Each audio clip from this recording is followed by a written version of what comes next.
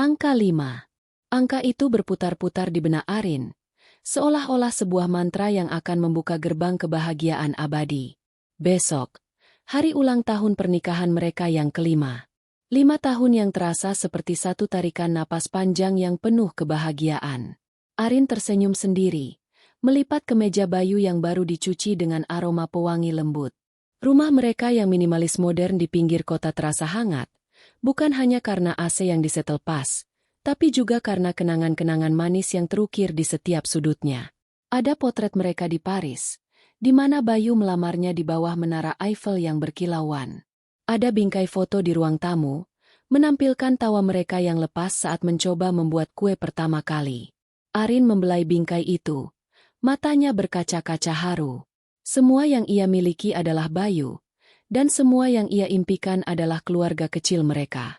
Bayu, suaminya, adalah sosok yang sempurna. Arin selalu merasa seperti orang paling beruntung di dunia. Bayu adalah seorang arsitek muda yang brilian.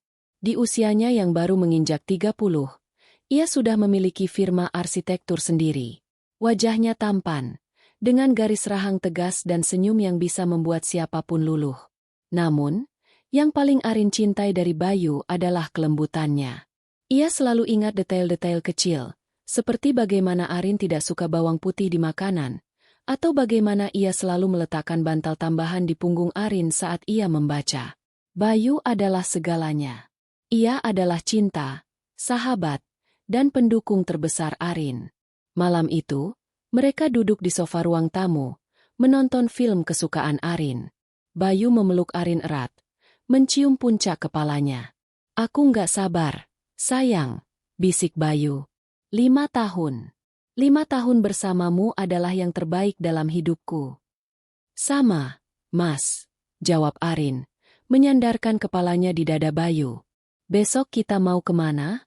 Aku sudah bikin reservasi di restoran favorit kita. Kita nggak usah ke sana, kata Bayu. Suaranya terdengar sedikit aneh, seperti ada yang disembunyikan. Aku punya kejutan yang lebih spesial untuk besok. Arin menatapnya. Matanya berbinar penuh rasa ingin tahu. Kejutan apa, Mas? Jangan bikin aku penasaran. Rahasia, goda Bayu, mencubit hidung Arin. Percaya sama aku, ini akan menjadi ulang tahun pernikahan kita yang paling berkesan. Arin tertawa, hatinya dipenuhi kebahagiaan. Ia tidak punya alasan sedikit pun untuk meragukan Bayu. Kejutan dari Bayu selalu romantis dan penuh makna. Di kepalanya, ia membayangkan Bayu akan membawanya ke suatu tempat yang penuh kenangan.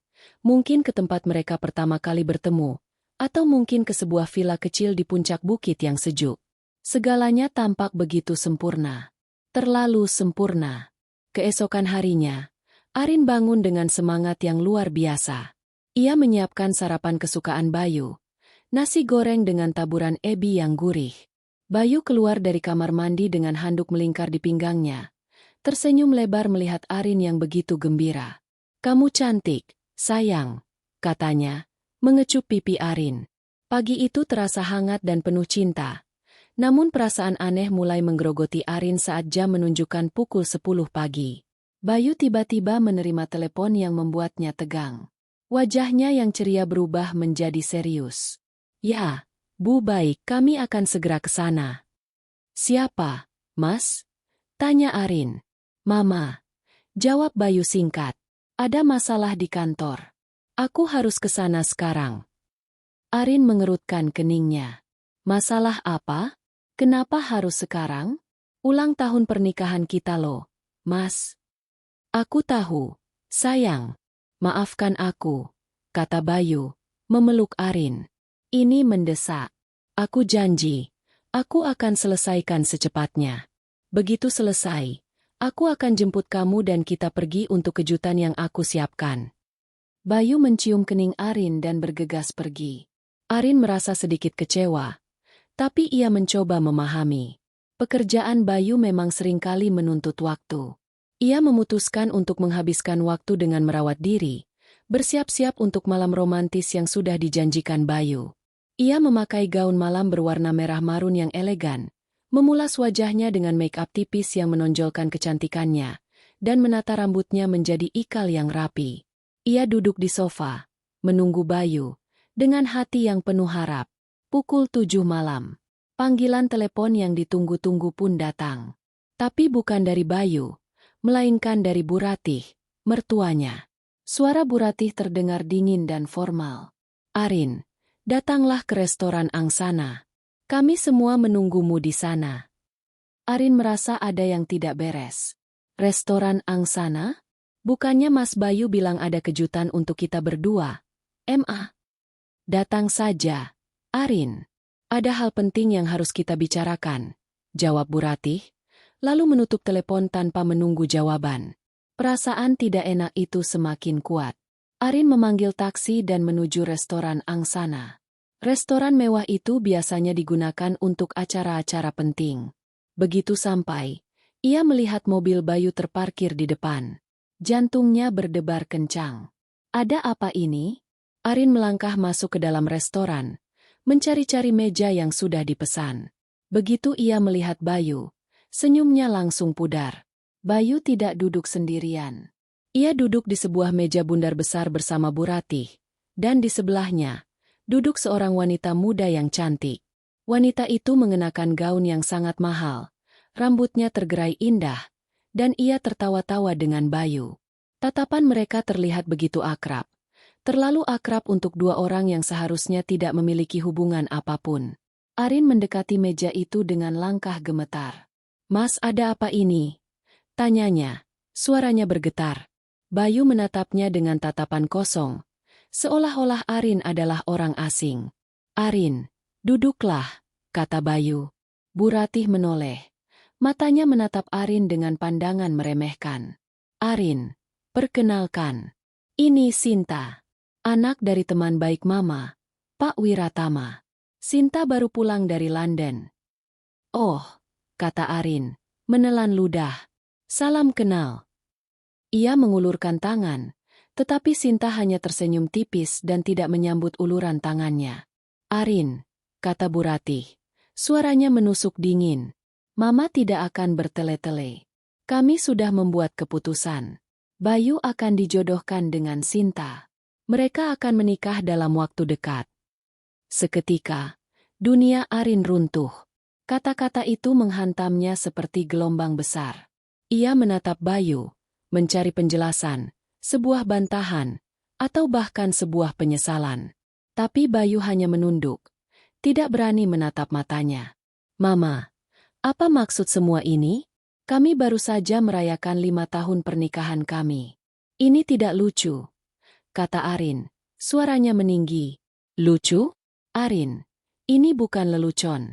Pernikahan kalian tidak membawa keuntungan apa-apa bagi keluarga kami. Perusahaan Bayu butuh suntikan dana, dan Pak Wiratama adalah satu-satunya yang bisa membantu. Bayu harus menikah dengan Sinta agar bisnis kami bisa selamat." Jelas Bu Ratih dengan nada bisnis. "Jadi, ini semua hanya soal bisnis? Hubungan kami, 5 tahun kami tidak ada artinya?" tanya Arin. Air matanya mulai mengalir. "Cinta tidak akan bisa membayar utang," kata Bu Ratih. "Bayu sudah setuju dengan perjodohan ini. Dan kami berharap kamu juga bisa mengerti dan menerima dengan lapang dada." Arin menatap Bayu. "Mas, apa benar ini?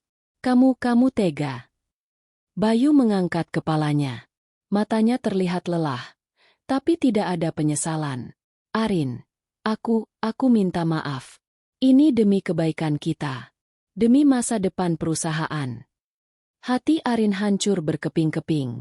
Selama ini, ia pikir ia memiliki segalanya, tetapi malam itu, ia kehilangan semuanya. Pernikahan, cinta, dan kepercayaan. Semua adalah kebohongan. Arin tidak bisa tinggal lebih lama. Ia berdiri, tanpa mengucapkan sepatah kata pun. Ia berjalan keluar dari restoran. Air mata membasahi pipinya. Pikirannya kosong. Hanya ada suara dengungan di kepalanya. Aku tidak percaya," bisiknya pada diri sendiri. Ia duduk di taksi yang membawanya pulang, menatap jalanan yang basah karena gerimis. Ia tidak bisa menerima kenyataan. Ia tidak bisa menerima bahwa pria yang ia cintai dan percayai dengan sepenuh hati bisa mengkhianatinya begitu kejam. Ada dorongan kuat di dalam dirinya untuk kembali, untuk berteriak, untuk menampar Bayu, untuk meminta penjelasan yang lebih baik. Taksi itu berhenti di depan rumah mereka. Arin melangkah masuk ke dalam rumah yang terasa begitu dingin. Foto-foto pernikahan mereka, hadiah-hadiah ulang tahun, semua benda yang dulu membuatnya bahagia kini terasa seperti sebuah ejekan. Sebuah tawa kejam dari takdir. Ia duduk di lantai ruang tamu, bersandar pada sofa, mencoba mengatur napasnya. Tiba-tiba, ponselnya bergetar. Sebuah notifikasi dari akun media sosial. Arin membukanya. Itu adalah foto. Foto Bayu dan Sinta sedang makan malam romantis di sebuah restoran mewah. Foto itu diunggah oleh Sinta, dengan caption yang membuat Arin mual. Makan malam yang indah. Terima kasih sudah menjemputku. Sampai jumpa di London. Arin membeku. Matanya membelalak. Foto itu diambil hari ini. Gaun yang dikenakan Sinta sama persis dengan yang ia kenakan tadi. Dan yang paling mengerikan, foto itu diunggah sebelum Bayu meneleponnya. Sebelum Bayu datang ke rumahnya. Jadi, selama ini, Bayu tidak pergi ke kantor. Bayu pergi menjemput Sinta. Bayu berbohong. Semua kata-kata manis, semua janji tentang kejutan ulang tahun, semuanya adalah kebohongan besar. Mereka sudah merencanakan ini di belakangnya. Mereka sudah bersekongkol untuk menghancurkannya. Kemarahan yang membara mulai menyapu kesedihan Arin. Ia tidak lagi merasa sedih. Ia merasa marah. Marah pada Bayu, yang tega mengkhianatinya dengan cara serendah ini. Marah pada Bu Ratih, yang menjadikannya tumbal demi keuntungan bisnis. Marah pada Sinta, yang tanpa malu-malu merebut suaminya dan memamerkannya di media sosial. Air mata yang tadinya sedih kini berubah menjadi air mata amarah. Arin bangkit, melangkah ke meja riasnya. Ia menatap pantulan dirinya. Wanita yang hancur, patah hati, dan dikhianati.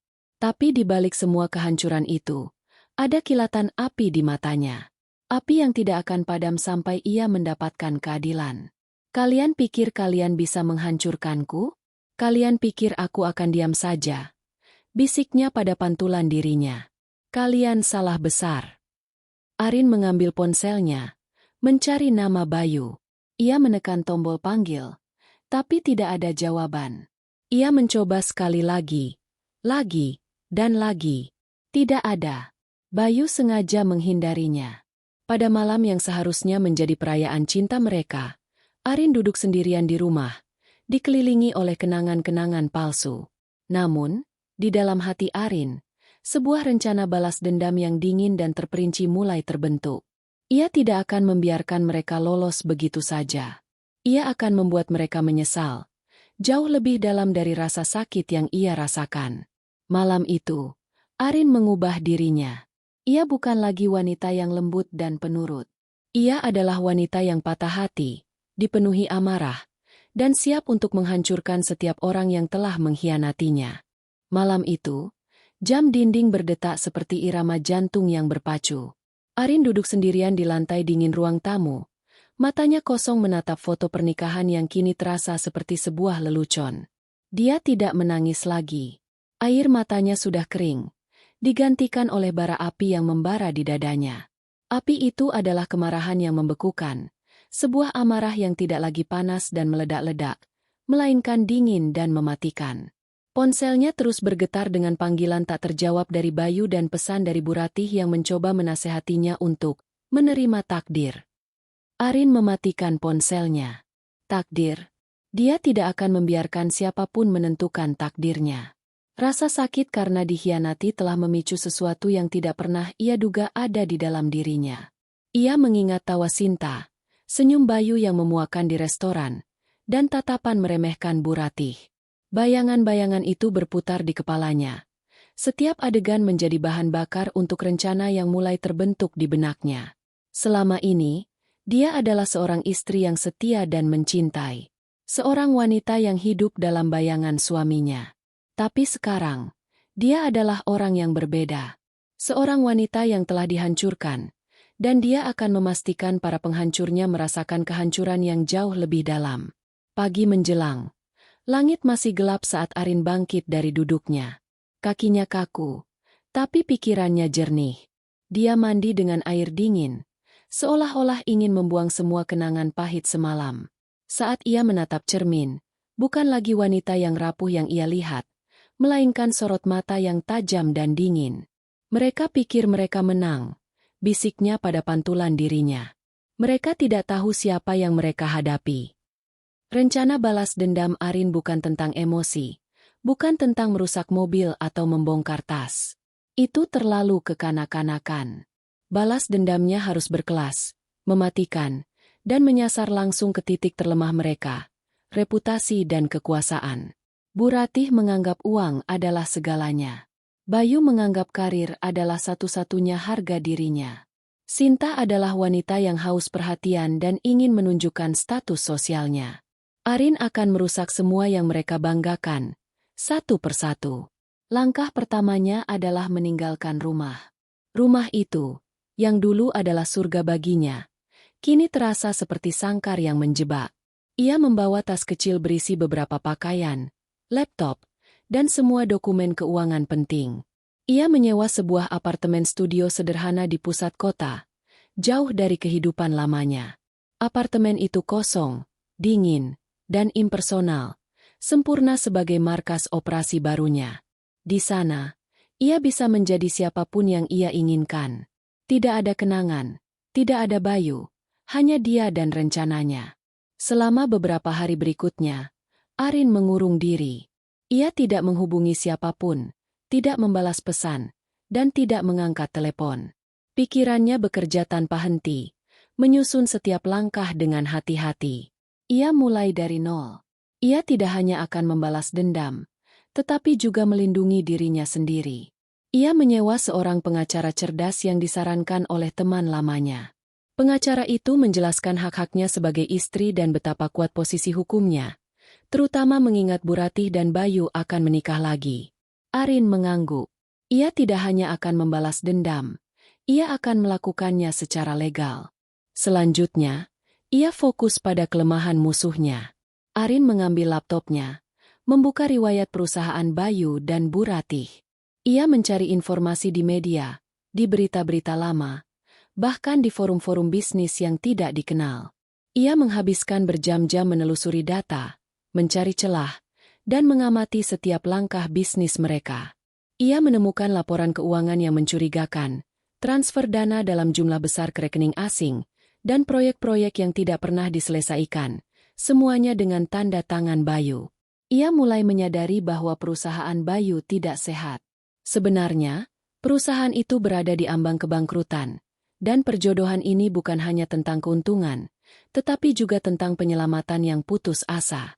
Informasi yang paling berharga datang dari sumber yang tak terduga, seorang mantan karyawan Bayu yang dipecat secara tidak adil. Arin berhasil melacaknya melalui LinkedIn.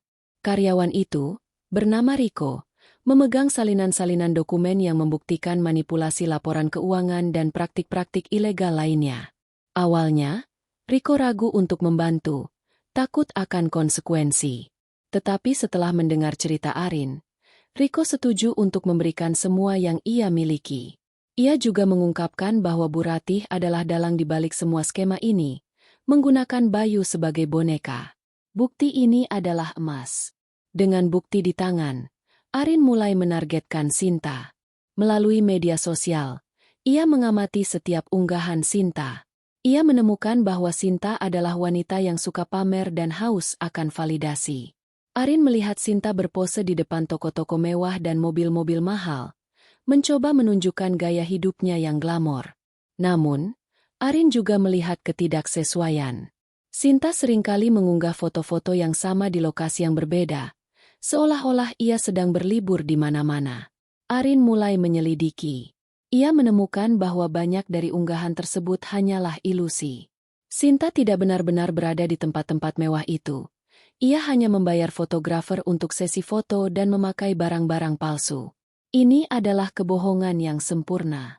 Arin akan menggunakannya untuk menghancurkan reputasi Sinta di mata masyarakat. Rencana Arin terbagi menjadi 3 fase. Fase pertama adalah menggali semua rahasia dan mengumpulkan bukti. Fase kedua adalah meluncurkan serangan yang terorganisir di 3 front: bisnis, hukum, dan sosial. Fase ketiga adalah duduk manis dan melihat kehancuran mereka. Ia tahu ini bukan jalan yang mudah. Ada saat-saat di mana ia merasa ragu. Ia bertanya-tanya, apakah ini benar-benar dirinya? Wanita yang ia kenal adalah wanita yang penuh cinta, bukan penuh dendam. Namun, setiap kali keraguan itu muncul, ia mengingat kembali malam kehancuran di restoran Angsana. Ia mengingat ekspresi dingin Bayu, kata-kata menusuk Bu Ratih, dan senyum kemenangan Sinta. Ingatan itu adalah pengingat yang menyakitkan namun kuat, bahwa ia tidak bisa mundur. Mereka telah merampas segalanya dari dirinya, dan sekarang, ia akan mengambil kembali kendali atas hidupnya, bahkan jika itu berarti ia harus menjadi orang yang berbeda. Di akhir minggu itu, Arin telah mengumpulkan lebih dari cukup bukti. Dokumen-dokumen, rekaman audio dari Riko, dan tangkapan layar dari unggahan media sosial Sinta. Semuanya tersusun rapi di laptopnya. Ia menatap layar, merasakan campuran antara kepuasan dan kesedihan. Ini adalah sebuah awal. Awal dari sebuah perang yang tidak pernah ia inginkan, tetapi yang harus ia menangkan. Malam itu, Arin tidur dengan tenang untuk pertama kalinya dalam seminggu. Ia tidak lagi dihantui oleh kenangan pahit. Ia sekarang sibuk membayangkan kehancuran yang akan ia bawa pada mereka. Tidak ada lagi air mata, tidak ada lagi kesedihan. Hanya ada Arin, dengan rencana balas dendam yang dingin dan mematikan. 2 minggu telah berlalu sejak malam yang menghancurkan itu. 2 minggu yang dihabiskan Arin di apartemen studio barunya, jauh dari kenangan palsu yang menempel di setiap sudut rumah lamanya. Ia tidak lagi makan atau tidur seperti manusia normal. Ia hidup dari kafein, makanan beku, dan tekad baja. Laptopnya, yang dulu hanya berisi dokumen pekerjaan dan foto liburan, kini menjadi portal ke dunia gelap yang ia gali dengan obsesif. Nama Bayu, Bu Ratih, dan perusahaan mereka, puncak rancang semesta, menjadi target pencariannya. Ia menelusuri berita-berita lama, laporan keuangan yang dipublikasikan secara daring, dan bahkan forum-forum bisnis yang berisi gosip dan keluhan dari pihak-pihak yang pernah bekerja sama dengan mereka. Namun, Arin segera menyadari bahwa informasi yang tersedia untuk publik tidak cukup. Laporan keuangan yang dipublikasikan selalu terlihat bersih, dan berita-berita lama memuji Bu Ratih sebagai pengusaha wanita yang gigih. Bayu digambarkan sebagai arsitek muda yang revolusioner. Semuanya adalah fasad, lapisan gula yang menutupi kebobrokan di dalamnya. Arin membutuhkan lebih dari sekadar rumor. Ia membutuhkan bukti, bukti yang tidak bisa dibantah. Disinilah Tio masuk ke dalam cerita.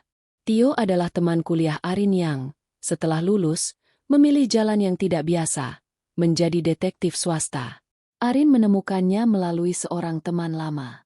Mereka bertemu di sebuah kafe kecil di sudut kota, tempat yang jauh dari keramaian.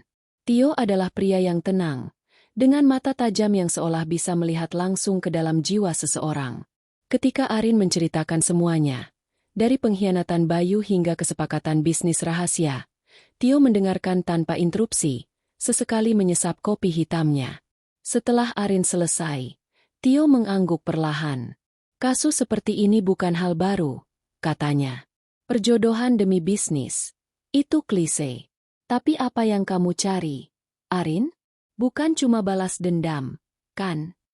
Arin menatapnya lurus. Aku mau keadilan, jawab Arin. Suaranya mantap.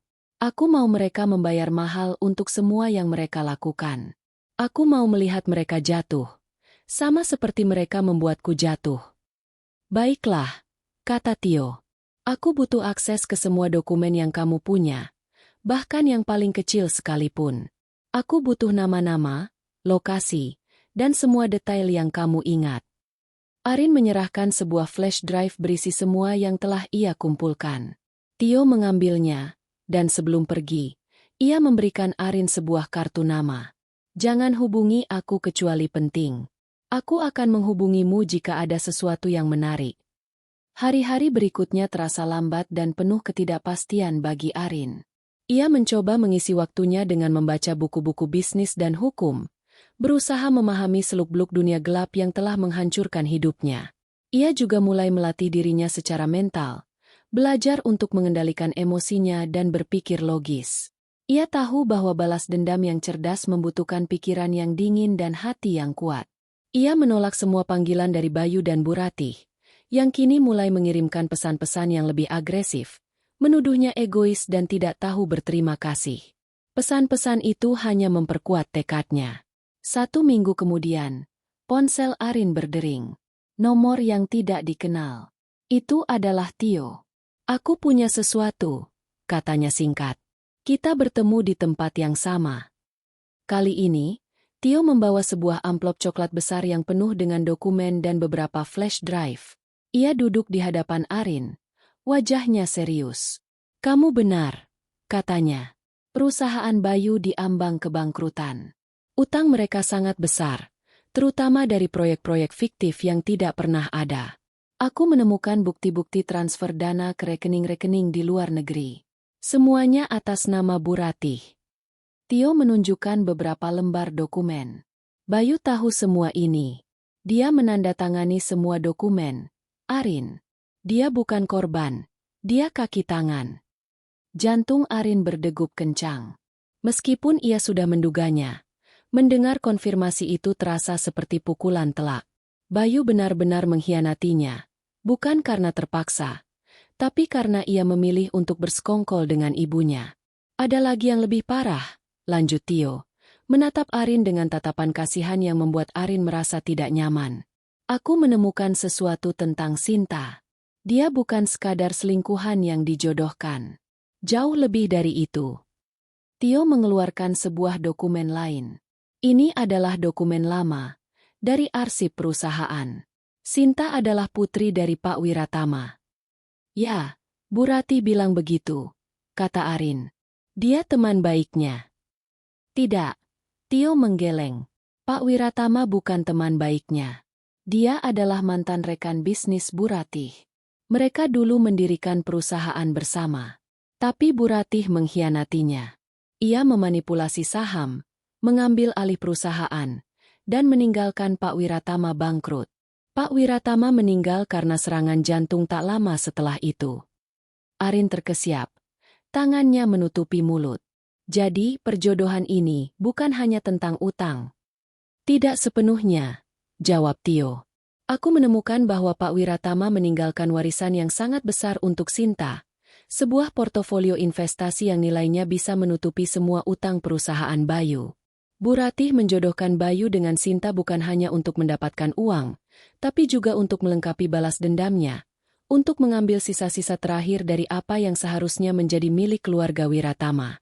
Dia ingin memastikan keluarga itu tidak pernah bangkit lagi." Kebenaran itu menghantam Arin seperti badai. Rasa sakit karena dikhianati oleh suami dan mertuanya kini bercampur dengan rasa marah yang baru. Ia merasa bukan lagi sekadar korban, melainkan orang yang terpilih untuk menghentikan siklus kejahatan ini. Bayu dan Bu Ratih tidak hanya mengkhianatinya, mereka juga mengkhianati kenangan Pak Wiratama dan kehormatan Sinta, meskipun Sinta tampaknya tidak menyadari motif sejati Bu Ratih. Ini bukan lagi tentang pernikahan yang hancur, ini tentang keadilan. Tangan Arin bergetar saat ia memegang dokumen-dokumen itu. Ia melihat tanda tangan Bayu di beberapa berkas yang menunjukkan persetujuan atas transaksi-transaksi mencurigakan. Tidak ada keraguan lagi. Bayu telah berbohong, memanfaatkannya sebagai tameng, dan kini menjadikannya tumbal demi menyelamatkan dirinya sendiri dan ibunya. Arin menatap Tio dengan mata yang berapi-api. "Terima kasih," katanya. Suaranya serak. "Ini lebih dari cukup." "Apa rencanamu?" tanya Tio, menatapnya penuh perhatian. "Ini bukan lagi permainan kecil, Arin. Mereka akan melawan." "Aku tahu," jawab Arin. Senyum dingin terukir di bibirnya. "Dan aku siap untuk itu." Di dalam hatinya, Arin tahu bahwa pertempuran ini tidak akan mudah. Ia harus menghadapi dua musuh yang licik dan kejam. Tapi kini ia memiliki senjata paling kuat, kebenaran. Ia akan memastikan setiap kebohongan yang telah mereka bangun runtuh, satu persatu. Ia akan menghancurkan mereka di depan umum, di dunia bisnis yang mereka banggakan, dan di mata hukum yang selama ini mereka abaikan. Malam itu, Arin kembali ke apartemennya, bukan sebagai wanita yang rapuh, melainkan sebagai seorang jenderal yang siap melancarkan perangnya.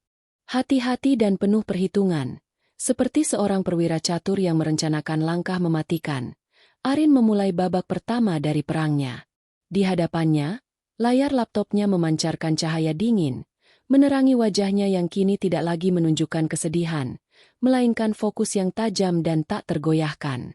Di layar itu, terpampang puluhan berkas yang ia dapatkan dari Tio, dokumen yang membuktikan setiap kebohongan dan setiap skema ilegal yang telah Bayu dan Bu Ratih lakukan. Proyek-proyek fiktif, transfer dana gelap ke rekening asing, dan laporan keuangan yang dimanipulasi. Semua itu adalah amunisi yang sempurna. Arin bukan lagi sekadar istri yang patah hati. Ia adalah arsitek kehancuran bagi orang-orang yang telah menghancurkan hidupnya. Arin tahu bahwa pukulan pertamanya haruslah telak, tidak memberikan kesempatan bagi lawan untuk bangkit. Ia tidak akan mengirimkan bukti-bukti ini dari akun email pribadinya. Itu terlalu bodoh. Pagi itu, Arin mengenakan topi dan kacamata hitam, menyembunyikan wajahnya di balik masker medis, dan pergi ke sebuah warnet kumuh yang ia temukan di sebuah gang sempit. Aroma rokok dan kopi instan memenuhi udara, sebuah kontras yang mencolok dengan kantor Bayu yang steril dan wangi. Di bilik yang terpencil, ia dengan hati-hati membuat sebuah alamat email anonim, menggunakan serangkaian VPN untuk memastikan jejaknya tidak terlacak. Ia menyusun sebuah surat yang singkat namun sangat kuat. Surat itu tidak berisi tuduhan kosong atau omong kosong emosional. Ia hanya berisi fakta-fakta, data-data, dan lampiran-lampiran dokumen yang tak terbantahkan, salinan-salinan laporan bank, skema aliran dana, dan kontrak-kontrak yang mencurigakan. Ia mengirimkan salinan surat itu ke beberapa media massa besar yang dikenal karena keberaniannya dalam investigasi, dan juga ke Komisi Pemberantasan Korupsi, KPK. Tidak ada nama, tidak ada identitas, hanya kebenaran yang telanjang. Ia mengklik tombol kirim, merasakan sensasi kemenangan pertama yang dingin dan memuaskan, sebuah perasaan yang jauh lebih baik dari segelas wine paling mahal sekalipun. Setelah selesai, ia keluar dari warnet itu dan kembali ke apartemennya, seolah-olah tidak ada yang terjadi. Sehari berlalu, tidak ada yang terjadi. 2 hari berlalu, tidak ada berita apapun. Arin mulai merasa khawatir. Apakah usahanya sia-sia? Apakah suratnya tidak sampai ke tangan yang tepat? Apakah mereka terlalu kuat untuk digoyahkan? Memiliki koneksi yang bisa membungkam media dan hukum? Kekhawatiran itu mulai menggerogoti, membuat perutnya mual. Pada pagi hari ketiga, saat ia sedang menyesap kopi di balkon apartemennya, ponselnya berdering. Itu adalah Tio. Nyalakan TV. Arin. Sekarang. Suaranya terdengar bersemangat. Aku mendengar gosip dari orang dalam. Ada berita besar yang akan pecah. Arin bergegas masuk ke dalam apartemen dan menyalakan televisi. Sebuah berita utama di stasiun TV swasta langsung menarik perhatiannya. Wajah Bayu terpampang di layar. Di bawahnya, sebuah judul besar yang berkedip-kedip dengan warna merah. Terbongkar, skandal korupsi dan proyek fiktif guncang perusahaan arsitektur puncak rancang semesta. Tubuh Arin terasa tegang, tapi bukan karena ketakutan, melainkan antisipasi. Jurnalis itu dengan lugas merinci semua yang ia temukan. Dengan grafik-grafik yang menjelaskan tentang dugaan penggelapan dana, proyek-proyek yang hanya ada di atas kertas, dan transfer-transfer misterius ke rekening luar negeri. Mereka juga memamerkan dokumen-dokumen yang ia kirimkan. Jurnalis itu tidak hanya melaporkan, tapi juga menganalisis, menunjukkan bagaimana semua kebohongan itu tersembunyi di balik fasad kesuksesan yang dibangun oleh Bayu dan Bu Ratih. Dalam sekejap, berita itu menyebar seperti api. Portal berita online, akun media sosial, dan stasiun radio semua membicarakan hal yang sama. Dalam hitungan jam, Puncak Rancang Semesta, yang dulu dikenal sebagai perusahaan arsitektur terkemuka, kini dicap sebagai sarang korupsi. Media berbondong-bondong datang ke kantor mereka, dan para karyawan mulai kebingungan. tidak tahu apa yang harus mereka lakukan. Arin melihat Bayu muncul di layar. Wajahnya pucat dan tegang saat ia mencoba membantah semua tuduhan. Ini semua tidak benar. Ada kesalahan teknis, kata Bayu. Suaranya serak, tapi tidak ada yang mempercayainya. Bayu adalah arsitek yang brilian, tapi ia bukan seorang pembohong yang baik. Kepanikan terlihat jelas di matanya. Ia melirik kamera dengan panik, seolah mencari seseorang untuk menyelamatkannya. Bu Ratih, seperti biasa, mencoba mengendalikan situasi. Ia mengadakan konferensi pers mendadak, membantah semua tuduhan itu dan menuduh media menyebarkan berita bohong. Ini semua fitnah. Ada pihak-pihak yang tidak suka dengan kesuksesan kami. Serunya, suaranya bergetar. Tapi bahkan Bu Ratih, yang selalu terlihat tenang dan berkuasa, terlihat kewalahan. Untuk pertama kalinya, Arin melihat celah dalam benteng kekuasaan Bu Ratih. Di sisi lain, Sinta, yang sedang menikmati makan siangnya di sebuah kafe mewah, melihat notifikasi di ponselnya. Fotonya dengan Bayu di restoran Angsana muncul di samping berita utama tentang skandal. Komentar-komentar di bawah unggahan itu penuh dengan cemoohan. Dasar pelakor. Dia merebut suami orang dan ternyata calon suaminya koruptor. Wajah Sinta memerah, dan ia segera menghapus unggahan itu, tapi sudah terlambat. Tangkapan layar dari unggahan itu sudah menyebar di mana-mana. Reputasinya yang dibangun di atas ilusi kini runtuh dalam hitungan detik. Dampak dari berita itu datang dengan cepat dan mematikan. Mitra bisnis yang selama ini bekerja sama dengan Bayu dan Bu Ratih mulai membatalkan proyek-proyek mereka satu persatu. Para investor menarik dana mereka, menyebabkan saham perusahaan Bayu jatuh drastis, nilainya nyaris nol. Proyek pembangunan gedung pencakar langit yang paling prestisius, yang seharusnya menjadi penyelamat perusahaan, dibatalkan oleh investor utama. Jaringan kontak Bayu dan Bu Ratih, yang selama ini mereka banggakan, satu persatu menghilang. Mereka yang dulu memuja kekuasaan Bu Ratih kini menjaga jarak, takut terseret dalam skandal. Bayu menelepon Arin berkali-kali, tapi Arin tidak mengangkatnya. Ia juga mengirimkan pesan, isinya penuh kepanikan. Arin, tolong aku. Ini pasti ulahmu kan? Hentikan semua ini. Arin, kita bisa bicarakan ini baik-baik. Ini demi kebaikan kita. Pesan-pesan itu membuat Arin tersenyum. Dulu, ia akan luluh dan memaafkan. Tapi sekarang, kata-kata itu hanya terdengar seperti tangisan putus asa. Ia tahu Bayu tidak peduli padanya. Bayu hanya peduli pada dirinya sendiri dan bisnisnya yang kini hancur. Saat malam tiba, Arin melihat berita terbaru. Wajah Bu Ratih terlihat di layar. Ia keluar dari kantornya, dikerubungi oleh wartawan yang membanjirinya dengan pertanyaan. Ia tidak lagi terlihat tenang, rambutnya berantakan, dan ia nyaris tergelincir saat masuk ke dalam mobil. Melihatnya dalam keadaan rapuh dan putus asa membuat Arin merasakan kepuasan yang luar biasa. Ia berhasil. Pukulan pertamanya telak. Ini bukan akhir, tapi baru permulaan. Ia telah membuat mereka goyah, dan kini ia tahu bahwa mereka sangat mudah dihancurkan. Ia tahu apa langkah selanjutnya yang harus ia ambil. Langkah yang akan membawanya dari kehancuran finansial menuju kehancuran total. Setelah melumpuhkan mereka di dunia bisnis, Arin tahu bahwa kehancuran Bayu dan Bu Ratih belum sempurna. Uang dan kekuasaan hanyalah sebagian dari harga diri mereka. Ada satu hal lagi yang lebih berharga, reputasi sosial dan citra yang mereka bangun di mata masyarakat. Arin akan meruntuhkannya, satu persatu, di depan mata mereka sendiri. Rencana balas dendam Arin, yang telah ia susun dengan cermat, kini memasuki fase yang paling pribadi dan mematikan. Ponsel Arin berdering, menampilkan nama yang tidak ia kenali. Ia membiarkan panggilan itu bergetar untuk beberapa saat, membiarkan Bayu merana dalam ketidakpastian. Ketika akhirnya ia mengangkatnya, ia tidak mengucapkan sepatah kata pun. Ia hanya mendengarkan suara Bayu yang terdengar lelah, putus asa, dan penuh kepanikan. Arin, ini aku. Suara Bayu berbisik. Kita harus bicara. Tolong, aku mohon. Ada banyak hal yang salah paham. Salah paham. Arin akhirnya menjawab. Suaranya dingin seperti es. Bagian mana?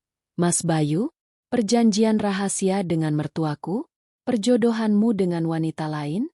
Atau pengkhianatanmu yang kau bungkus rapi dengan kebohongan manis? Itu semua untuk bisnis. Arin, aku terpaksa. Bayu mencoba membela diri. Aku tidak punya pilihan. Arin tertawa sinis. Tawa yang tak ada sedikit pun kehangatan di dalamnya. Pilihan? Kau selalu punya pilihan, Mas. Pilihan untuk jujur padaku. Pilihan untuk tidak menjadikanku lelucon di depan keluarga dan calon istri barumu. Dan sekarang, kau meneleponku karena bisnismu hancur? Karena reputasimu rusak? Bukan karena kamu menyesal sudah menyakitiku. Suara Bayu terdengar semakin putus asa. Aku menyesal, Arin. Aku benar-benar menyesal. Tolong. Aku mohon, berhentilah. Aku akan melakukan apa saja. Datanglah makan malam bersamaku. Hanya kita berdua, di restoran favoritmu. Aku janji, kita bisa perbaiki semuanya. Arin menahan napas. Ini adalah momen yang ia tunggu-tunggu. Sebuah skenario makan malam yang dramatis, yang sudah ia bayangkan berulang kali dalam benaknya. Baiklah, jawabnya. Suaranya kini terdengar tenang dan dingin, sebuah ketenangan yang menakutkan. Jam 8 malam. Di restoran Le Grand Chef. Aku akan datang. Bayu terkejut mendengar Arin setuju. Terima kasih, Arin. Aku janji, kamu tidak akan menyesal. Aku sudah yakin aku tidak akan menyesal, bisik Arin, memutuskan sambungan telepon. Malam itu, Arin tahu, ia akan mendapatkan apa yang ia inginkan. Malam itu, Arin menghabiskan waktu berjam-jam di salon. Ini bukan tentang Bayu atau makan malam palsu mereka. Ini adalah tentang Arin, tentang perasaannya.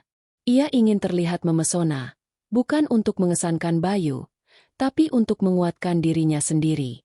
Ia memilih gaun malam panjang berwarna emerald green, warna hijau zamrud yang melambangkan kemewahan dan kelahiran kembali. Gaun itu ia beli jauh sebelum hari kehancurannya, untuk merayakan ulang tahun pernikahan mereka. Gaun itu menonjolkan lekuk tubuhnya dan membuat kulitnya bersinar. Arin menata rambutnya menjadi sanggul elegan, memulas wajahnya dengan make-up yang sempurna, dan mengenakan kalung mutiara yang diberikan ibunya. Saat ia menatap cermin, bukan lagi wanita yang rapuh dan patah hati yang ia lihat. Ia melihat seorang ratu yang siap untuk menaklukkan musuhnya. Seorang wanita yang telah bangkit dari abu kehancurannya. Di dalam tas kecilnya, ia menyimpan sebuah amplop berisi dokumen-dokumen yang akan mengubah segalanya.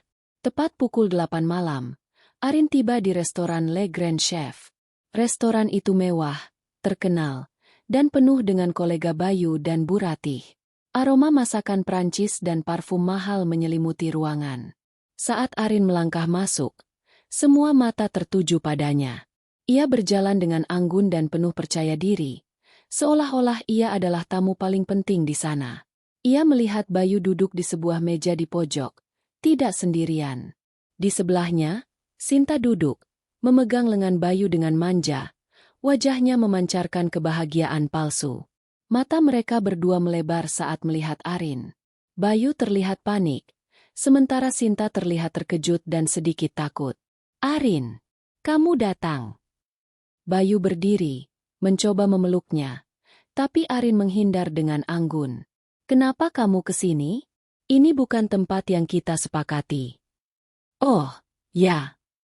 Arin tersenyum, senyum yang tidak sampai ke matanya. Bukankah ini tempat favoritmu, Mas? Bukankah kamu sering membawaku ke sini?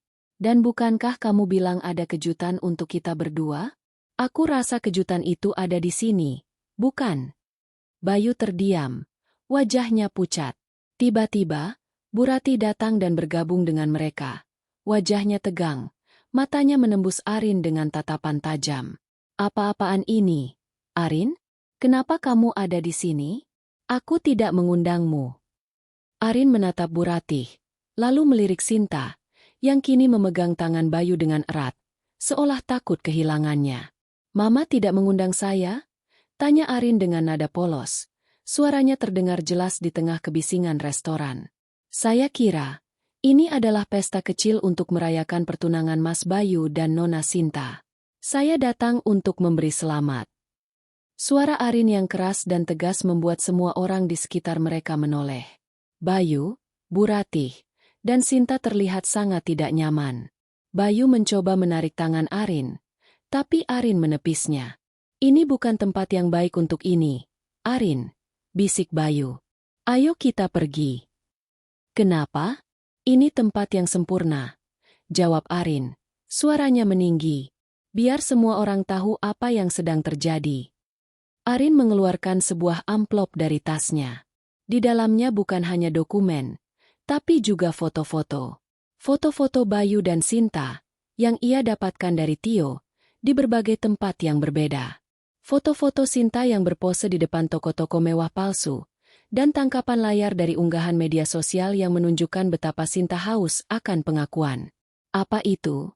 Tanya Bu Ratih dengan curiga. Ini, kata Arin, membuka amplop itu dan melemparkan isinya ke meja, membiarkan foto-foto dan dokumen-dokumen itu berserakan. Ini adalah bukti pengkhianatan. Bukti bahwa suamiku, yang seharusnya merayakan ulang tahun pernikahan kami, malah merencanakan perjodohan dengan seorang wanita yang ia temui di belakangku. Suasana di restoran menjadi sunyi senyap. Semua mata tertuju pada mereka. Beberapa orang bahkan mengeluarkan ponsel mereka, merekam drama yang terjadi di depan mereka. Kamu gila, Arin, bentak Bayu. Ini semua fitnah. Aku tidak pernah berselingkuh. Oh, ya. Arin tertawa. Lalu kenapa kamu berbohong padaku? Kenapa kamu bilang ada kejutan, tapi malah menjodohkan dirimu sendiri? Dan kenapa, Nona Sinta? Arin menoleh ke arah Sinta. Kamu mengunggah foto-foto itu di media sosialmu? Bukankah kamu bangga dengan pengkhianatanmu? Wajah Sinta memucat. Ia mencoba membantah, tapi kata-katanya tidak keluar. Itu tidak benar. Tidak benar. Arin mengambil salah satu foto yang menampilkan Sinta berpose di depan sebuah butik terkenal di Paris. Aku tahu kamu di London, Nona.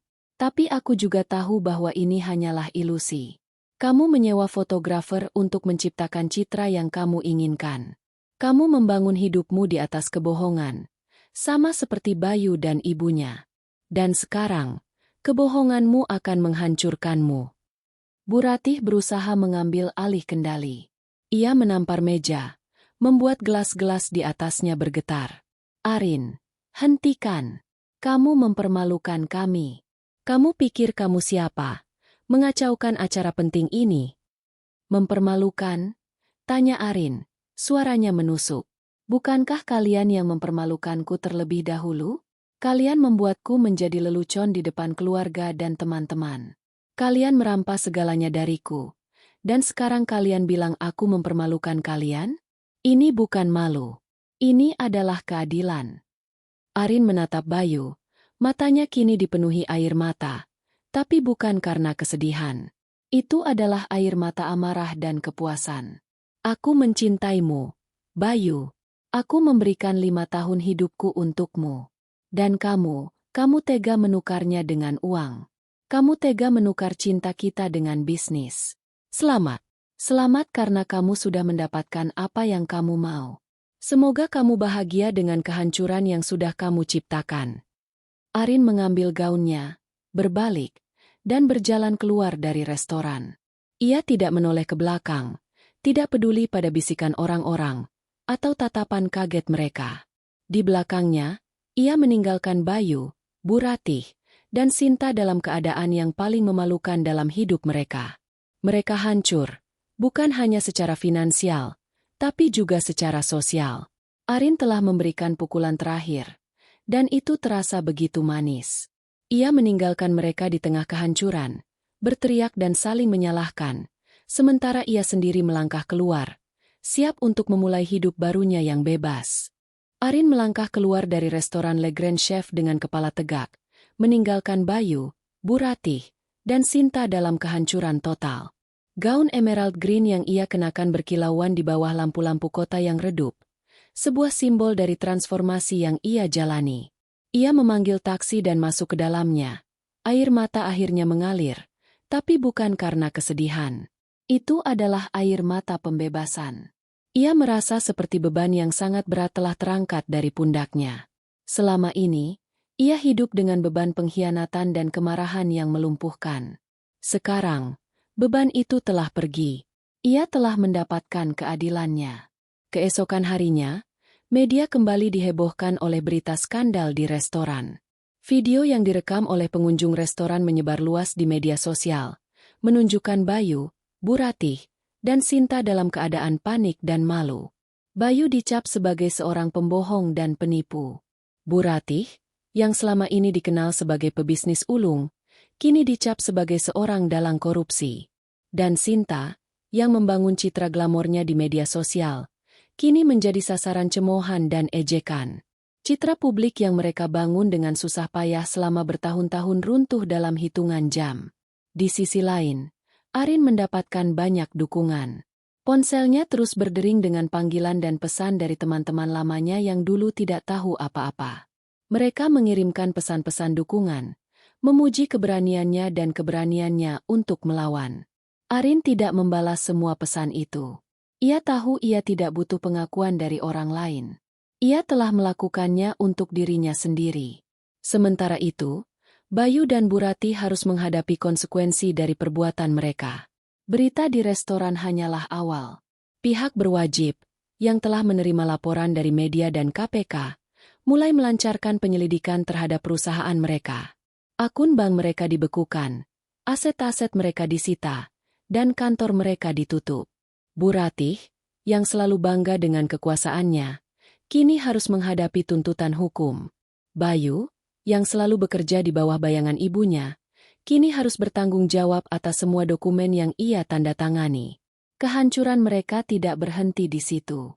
Keluarga Wiratama, keluarga Sinta, yang selama ini tidak tahu tentang motif tersembunyi Bu Ratih, kini juga harus menghadapi kehancuran. Mereka memutuskan semua hubungan dengan Bu Ratih dan Bayu. Ayah Sinta, yang ternyata masih memiliki beberapa aset, mengajukan tuntutan hukum terhadap Bu Ratih. Sinta, yang selama ini hidup dalam ilusi, harus menghadapi kenyataan pahit bahwa hidupnya yang glamor hanyalah kebohongan, dan bahwa ia sendiri telah menjadi korban.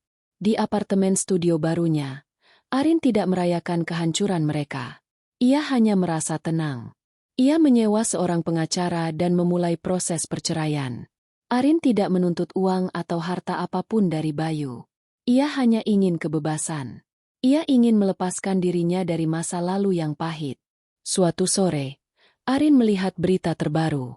Bayu dan Bu Ratih, mengenakan pakaian tahanan, dibawa ke pengadilan. Wajah mereka terlihat lelah, penuh penyesalan, dan dipenuhi rasa takut. Arin tidak lagi merasakan amarah saat melihat mereka. Ia hanya merasa kosong. Ia menyadari bahwa ia telah menang. Ia telah mendapatkan apa yang ia inginkan. Tapi kemenangan itu tidak terasa manis. Kehancuran mereka tidak mengembalikan 5 tahun hidupnya. Kehancuran mereka tidak menyembuhkan luka di hatinya. Arin memutuskan untuk kembali ke kehidupan normalnya. Ia mulai melukis lagi, sebuah hobi yang dulu ia tinggalkan karena sibuk mengurus rumah tangga Bayu. Ia kembali ke kantornya, bekerja keras, dan mulai menjalin pertemanan baru. Ia tidak lagi melihat dirinya sebagai seorang korban. Ia melihat dirinya sebagai seorang wanita yang kuat, yang telah melewati badai dan keluar sebagai pemenang. Babak baru telah dimulai. Babak di mana Arin tidak lagi hidup dalam bayangan orang lain. Babak di mana ia bebas, kuat, dan siap untuk memulai hidup baru. Ia tahu jalan ke depan tidak akan mudah, tapi ia tidak takut. Ia telah menghadapi hal terburuk dalam hidupnya, dan ia telah berhasil melewatinya. Sekarang, ia siap untuk masa depan yang baru, masa depan yang ia rancang sendiri. Proses perceraian berjalan dengan lancar. Bayu, yang kini sibuk dengan urusan hukumnya dan terhimpit utang, tidak memiliki tenaga atau keinginan untuk melawan. Ia menyetujui semua tuntutan Arin, yang hanya meminta perceraian tanpa menuntut harta gonogini. Keputusan Arin mengejutkan pengacaranya, yang bersikeras bahwa ia berhak atas setengah dari aset Bayu. Saya tidak mau apapun yang berhubungan dengan dia, kata Arin tegas. Saya hanya ingin bebas. Saya ingin memulai hidup baru yang tidak dibangun di atas uangnya. Setelah semua dokumen ditandatangani dan perceraian diputuskan, Arin merasa benar-benar bebas. Tidak ada lagi ikatan yang mengikatnya pada masa lalu yang penuh kebohongan. Ia menjual apartemen studionya yang impersonal dan mencari tempat baru untuk memulai hidup. Ia menemukan sebuah rumah kecil di pinggir kota, dengan taman belakang yang rimbun dan jendela-jendela besar yang menghadap ke alam. Rumah itu terasa hangat, penuh dengan potensi, dan yang paling penting, tidak ada kenangan Bayu di sana. Ia menghabiskan waktu berjam-jam membersihkan, mengecat, dan mendekorasi rumah itu. Setiap sentuhan seolah-olah menyembuhkan satu demi satu luka di hatinya. Arin memutuskan untuk kembali ke dunia desain interior, sebuah passion yang dulu ia tinggalkan setelah menikah. Ia membuka sebuah studio kecil di rumahnya, dengan nama Arin S. Heaven. Ia tidak lagi bekerja untuk orang lain, ia bekerja untuk dirinya sendiri. Proyek pertamanya adalah mendesain sebuah kafe kecil yang dikelola oleh seorang wanita muda yang gigih, yang juga merupakan seorang ibu tunggal. Arin bekerja dengan antusias, menciptakan desain yang hangat dan minimalis, menggunakan material alami dan warna-warna lembut yang membuat kafe itu terasa seperti rumah. Ia menemukan kegembiraan baru dalam pekerjaannya, sebuah kegembiraan yang tulus dan tidak pernah ia rasakan sebelumnya. Setiap kali ia melihat wajah wanita itu bersinar karena melihat desainnya, Arin tahu bahwa ia berada di jalur yang benar. Di luar pekerjaannya, Arin mulai melukis lagi. Ia membeli kanvas-kanvas besar dan melukis tentang pengalamannya. Kanvas pertama adalah lukisan emerald green yang ia kenakan di restoran, melambangkan keberanian dan kekuatan. Lukisan berikutnya adalah taman yang rimbun dengan bunga-bunga yang mekar, melambangkan babak baru dalam hidupnya. Melalui seni, ia menyembuhkan dirinya sendiri, melepaskan rasa sakit dan kesedihan yang masih tersisa. Ia juga mulai bergabung dengan sebuah komunitas relawan lokal, mengajar melukis untuk anak-anak kurang mampu. Ia menemukan kedamaian dalam memberi, sebuah kedamaian yang tidak pernah bisa ia beli dengan uang. Suatu sore, Tio datang mengunjunginya, membawakan sebuah pot tanaman. Ia melihat Arin yang sedang melukis di taman belakang, dengan wajah yang damai. Tio terdiam, menatap Arin yang kini terlihat begitu berbeda dari wanita yang ia temui di kafe beberapa bulan lalu. "Kamu terlihat utuh," katanya. Suaranya dipenuhi kekaguman. Arin tersenyum. "Aku tidak tahu apakah aku bahagia. Tapi aku merasa utuh. Aku sudah tidak perlu lagi berpura-pura menjadi seseorang yang bukan diriku. Aku tidak lagi hidup dalam bayangan orang lain." Tio mengangguk. Ia mengerti. Mereka berbicara tentang kehidupan mereka, tentang pekerjaan mereka, dan tentang masa depan. Tio menceritakan tentang Bayu dan Bu Ratih. Perusahaan mereka bangkrut, semua aset mereka disita, dan mereka kini menghadapi hukuman penjara. Sinta, yang kehilangan segalanya, kembali ke London, tapi ia tidak lagi diterima di lingkaran sosialnya. Arin mendengarkan dengan tenang, tanpa ada sedikit pun rasa puas di wajahnya. "Apakah kamu tidak senang?" tanya Tio. "Bukankah ini yang kamu inginkan?" "Ini yang aku butuhkan," jawab Arin, meletakkan kuasnya. "Tapi kebahagiaanku tidak dibangun di atas kehancuran mereka. Kebahagiaanku dibangun di atas kemampuanku untuk bangkit dari kehancuran yang mereka ciptakan. Aku tidak lagi menginginkan balas dendam. Aku hanya ingin hidup." Malam itu, mereka duduk di teras belakang, menatap bintang-bintang. Arin tidak lagi melihat dirinya sebagai seorang korban. Ia melihat dirinya sebagai seorang wanita yang kuat, yang telah melewati badai dan keluar sebagai pemenang. Ia tidak tahu apa yang akan terjadi di masa depan, tapi ia tidak takut. Ia telah menghadapi hal terburuk dalam hidupnya, dan ia telah berhasil melewatinya. Sekarang, ia siap untuk masa depan yang baru, masa depan yang ia rancang sendiri. Sebuah masa depan yang bukan lagi tentang masa lalu yang penuh dendam, tetapi tentang babak baru yang penuh harapan. Setelah hari itu, kehidupan Arin kembali normal. Berita tentang skandal Bayu dan Bu Ratih perlahan mereda, digantikan oleh berita-berita lain. Tapi dampaknya bagi mereka tidak pernah hilang. Arin sering mendengar dari Tio tentang perkembangan kasus mereka. Bayu akhirnya divonis hukuman penjara karena penipuan dan pemalsuan dokumen. Bu Ratih, sebagai dalang utama, dijatuhi hukuman yang lebih berat. Aset-aset mereka dijual lelang untuk membayar utang dan ganti rugi. Arin tidak lagi membaca berita-berita itu. Ia telah menutup bab itu dalam hidupnya. Fokusnya kini adalah pada dirinya sendiri. Studio desain interiornya, Arines Heaven, berkembang pesat. Klien-klien baru berdatangan, tertarik dengan gaya desainnya yang hangat dan personal. Arin tidak hanya mendesain ruangan, ia menciptakan tempat di mana orang-orang merasa aman dan nyaman. Ketenangan yang ia temukan dalam dirinya terpancar dalam setiap proyek yang ia kerjakan. Di sela-sela kesibukannya, Arin tetap melukis. Lukisan-lukisan terbarunya tidak lagi tentang amarah dan balas dendam. Mereka tentang harapan, ketenangan, dan cinta. Ia melukis matahari terbit yang cerah, laut yang tenang, dan bunga-bunga yang mekar di tengah-tengah badai. Setiap sapuan kuas adalah sebuah deklarasi bahwa ia telah memaafkan masa lalunya, bukan untuk mereka, tapi untuk dirinya sendiri. Suatu hari, saat ia sedang mengajar melukis untuk anak-anak, seorang anak bertanya padanya, "Kak Arin, kenapa kamu selalu tersenyum?" Arin menatap anak itu, sebuah senyum tulus mengembang di wajahnya. Karena senyum itu adalah kekuatan kita. Kita tidak harus membiarkan kesedihan mengambil senyum kita, bahkan saat kita berada di tengah badai. Malam itu, saat Arin duduk di teras belakang rumahnya, menatap bintang-bintang, ia menyadari bahwa ia telah menemukan kebahagiaan sejati. Kebahagiaan itu bukan datang dari kehancuran orang lain, tapi dari kemampuannya untuk membangun kembali dirinya sendiri. Ia telah melewati neraka, dan ia keluar sebagai pemenang. Ia tidak lagi seorang korban. Ia adalah seorang pejuang, seorang seniman, seorang pengusaha, dan yang terpenting, ia adalah Arin. Bebas, kuat, dan utuh. Ia mengambil napas dalam-dalam, merasakan udara malam yang sejuk. Ia tersenyum. Babak baru telah dimulai, dan ia siap untuk menulis ceritanya sendiri. Tahun-tahun berlalu dengan cepat. Arines Heaven, studio desain interior Arin, kini menjadi salah satu yang paling dicari di kota.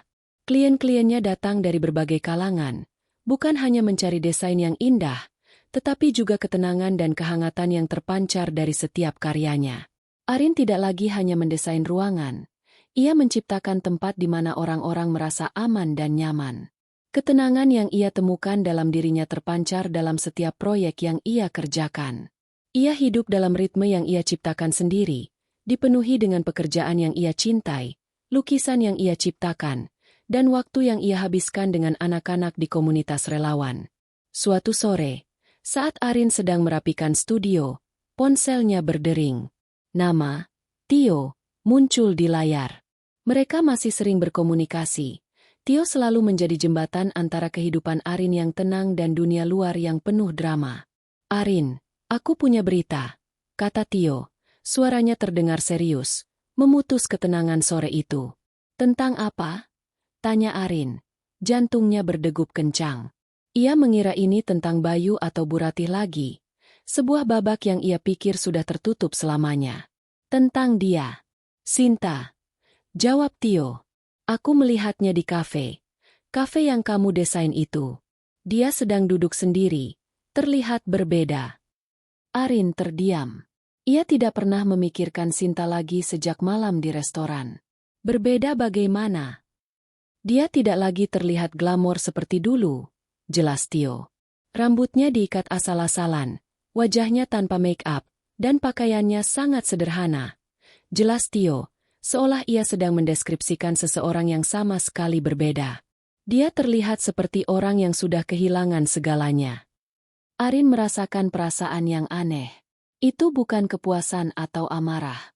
Itu adalah perasaan kosong. Seolah-olah dendam yang ia pegang selama ini telah menguap begitu saja. "Kenapa dia ada di sini?" "Aku tidak tahu," jawab Tio. "Tapi aku melihatnya. Dia terlihat kesepian." Setelah menutup telepon, Arin mengambil kunci mobilnya. Ia merasa dorongan yang kuat untuk pergi ke kafe itu. Ia tidak tahu mengapa. Apakah ia ingin melihat Sinta menderita? Atau apakah ada alasan lain? Sebuah alasan yang jauh lebih dalam? Saat ia tiba di kafe, suasana terasa hangat dan nyaman, persis seperti yang ia rancang. Aroma kopi dan kue-kue memenuhi udara. Arin melihat Sinta duduk di sebuah meja di pojok. Tio benar. Sinta terlihat begitu berbeda. Ia tidak lagi memancarkan aura arogansi atau keangkuhan. Ia hanya terlihat seperti seorang wanita yang lelah, sendirian, dan hancur. Ia menunduk, memainkan sendoknya, seolah-olah dunia telah meninggalkannya. Arin memesan secangkir teh chamomile dan duduk di meja yang tidak jauh dari Sinta. Ia memperhatikan Sinta yang sedang menatap kosong keluar jendela. Ia melihat penyesalan di wajah Sinta, dan ia menyadari bahwa penderitaan Sinta tidak lagi memberinya kepuasan. Tiba-tiba, Sinta mengangkat kepalanya dan mata mereka bertemu.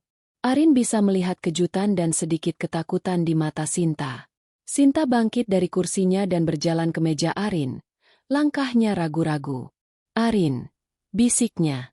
Aku tidak menyangka kamu akan ada di sini." "Ini kafe yang aku desain," jawab Arin. Suaranya tenang dan lembut. "Ini tempat favoritku." Sinta terdiam, menundukkan kepalanya. Aku minta maaf. Aku sangat menyesal." Arin menatap Sinta, melihat penyesalan tulus di matanya. "Untuk apa?" tanyanya. "Untuk semuanya," jawab Sinta. Suaranya bergetar. "Aku tidak tahu bahwa Bu Ratih menggunakanmu. Aku tidak tahu tentang utang-utang itu. Aku tidak tahu dia juga menggunakan aku untuk menghancurkan ayahku. Aku begitu buta." Air mata mulai mengalir di pipi Sinta. "Aku pikir, aku akan mendapatkan semuanya. Tapi aku justru kehilangan segalanya." Arin tidak mengatakan apa-apa. Ia hanya mendengarkan, membiarkan Sinta mengeluarkan semua yang ada di hatinya. "Aku kehilangan segalanya," lanjut Sinta. "Reputasiku, teman-temanku, dan semua yang aku banggakan. Semuanya hanya ilusi. Dan sekarang aku tidak punya siapa-siapa." Air mata mulai mengalir deras di pipi Sinta. Arin meraih tangan Sinta, memegangnya dengan lembut. "Aku tahu rasanya," katanya. "Rasanya seperti hidupmu hancur. Aku juga pernah merasakannya." Sinta menatap Arin dengan mata terkejut. Kamu memaafkanku?" Arin tersenyum. "Aku tidak tahu apakah aku bisa memaafkanmu. Tapi aku tahu bahwa aku sudah memaafkan diriku sendiri. Aku sudah memaafkan masa laluku. Dan aku tahu bahwa kebahagiaanku tidak akan pernah dibangun di atas kehancuran orang lain." Arin melepaskan tangan Sinta. "Aku harap kamu bisa menemukan dirimu lagi," katanya. "Dan kamu bisa membangun hidupmu sendiri, tanpa bergantung pada ilusi." Sinta hanya mengangguk, tidak bisa berkata-kata. Ia kembali ke mejanya, menatap Arin dengan tatapan yang dipenuhi rasa hormat dan kekaguman. Arin tidak lagi melihat Sinta sebagai musuhnya. Ia melihatnya sebagai seorang wanita yang tersesat, yang juga menjadi korban dari skema yang sama. Ia menyadari bahwa balas dendamnya telah berakhir, dan kini babak baru telah dimulai. Babak di mana ia tidak lagi hidup dengan kebencian, tetapi dengan harapan dan kasih sayang.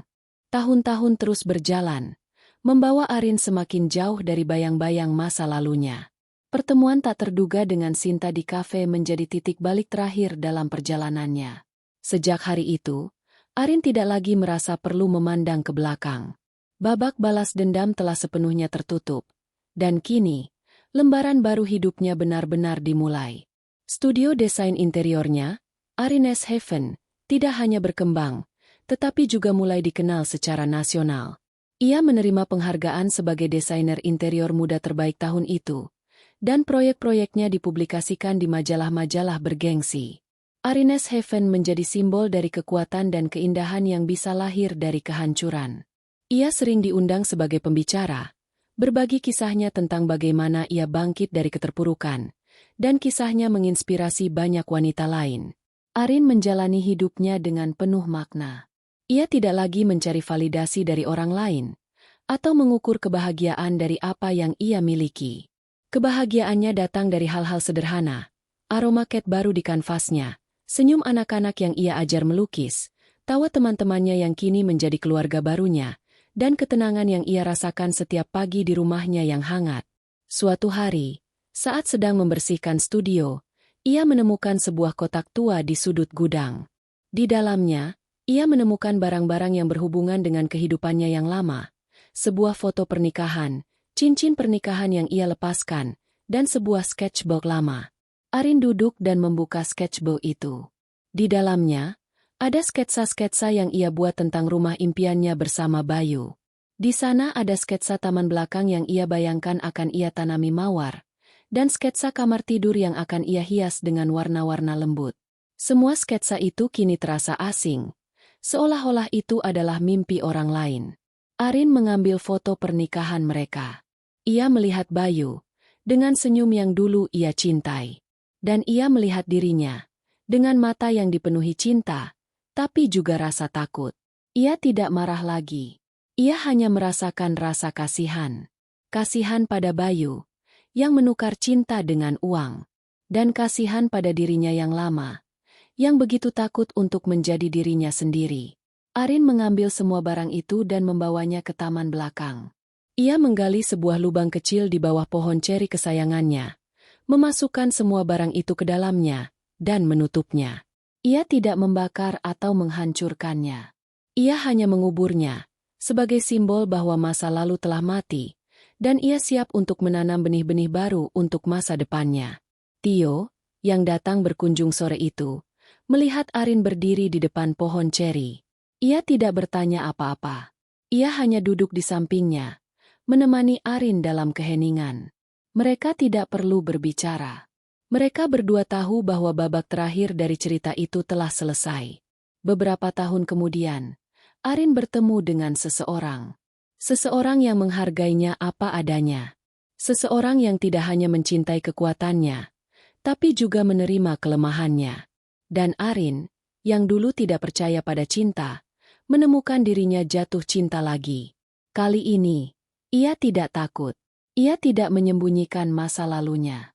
Ia berbagi kisahnya dengan pria itu, dan pria itu mendengarkan dengan sabar, tidak menghakimi, dan tidak menawarinya solusi. Ia hanya memegang tangannya, dan Arin tahu bahwa ia telah menemukan rumahnya. Ia belajar bahwa kebahagiaan sejati tidak datang dari balas dendam.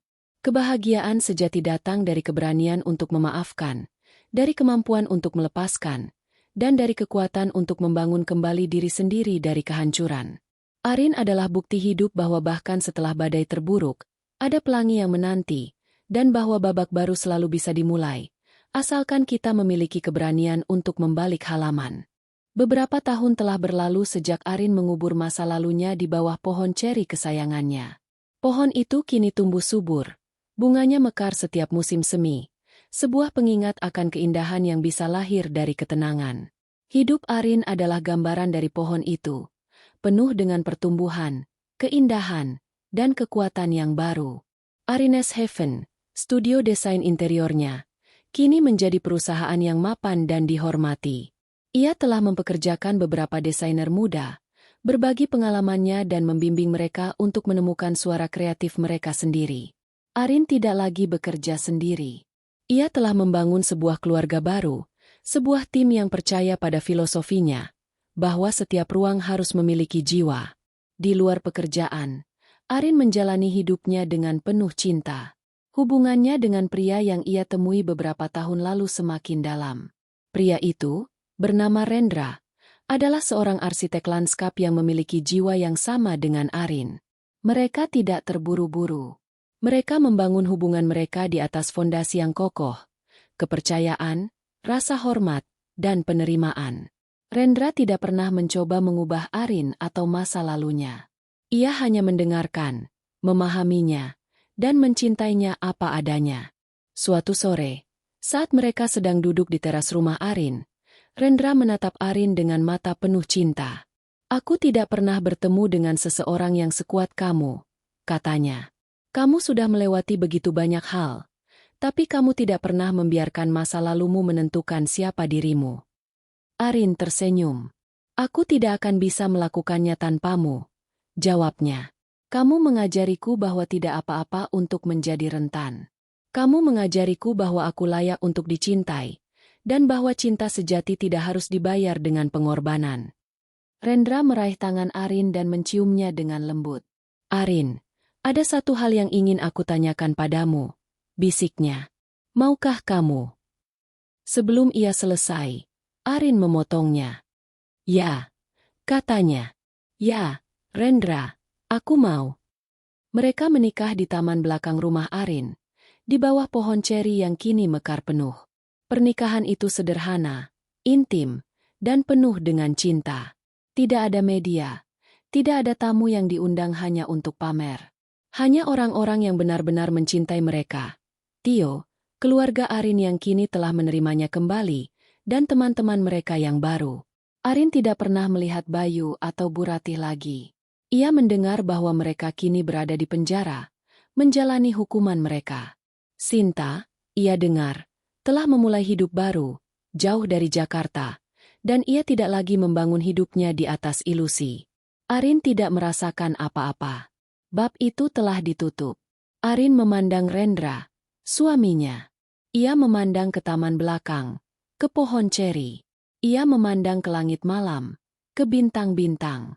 Ia menyadari bahwa ia telah mendapatkan semua yang ia inginkan. Bukan dengan balas dendam, tetapi dengan memaafkan dan melepaskan. Ia telah menemukan rumahnya, bukan dalam sebuah bangunan, tetapi dalam cinta. Ia adalah seorang wanita yang utuh, yang telah menemukan kedamaian, dan yang kini siap untuk memulai babak terakhir dari cerita hidupnya. Momen-momen kecil yang berarti. Hari-hari Arin kini dipenuhi dengan hal-hal kecil yang dulu ia abaikan. Setiap pagi, ia bangun dan membuat teh chamomile, lalu duduk di teras depan sambil mendengarkan kicauan burung. Ia menikmati setiap cangkir teh, merasakan kehangatan yang meresap ke dalam tubuhnya. Ia tidak terburu-buru. Ia tidak lagi hidup dalam jadwal yang ketat.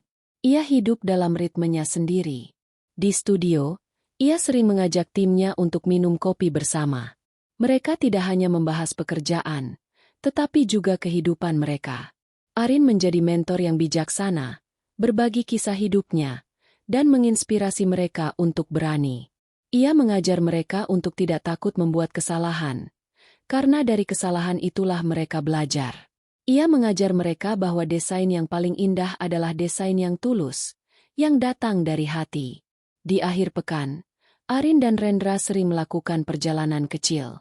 Mereka mengunjungi tempat-tempat yang indah, mendaki gunung, atau hanya duduk di pantai, menatap matahari terbenam. Mereka tidak banyak berbicara. Mereka hanya duduk dalam keheningan yang nyaman, menikmati kehadiran satu sama lain. Arin menemukan bahwa cinta sejati tidak perlu diucapkan. Ia bisa dirasakan dalam setiap sentuhan, setiap tatapan, dan setiap keheningan yang mereka bagi. Suatu malam, saat ia sedang melukis di studio, Rendra masuk dan memeluknya dari belakang. "Kamu terlihat sangat bahagia," bisiknya di telinga Arin. Arin tersenyum. "Aku bahagia," jawabnya. "Aku sangat bahagia." Ia menyadari bahwa kebahagiaan sejati tidak datang dari balas dendam. Kebahagiaan sejati datang dari keberanian untuk memaafkan, dari kemampuan untuk melepaskan, dan dari kekuatan untuk membangun kembali diri sendiri dari kehancuran.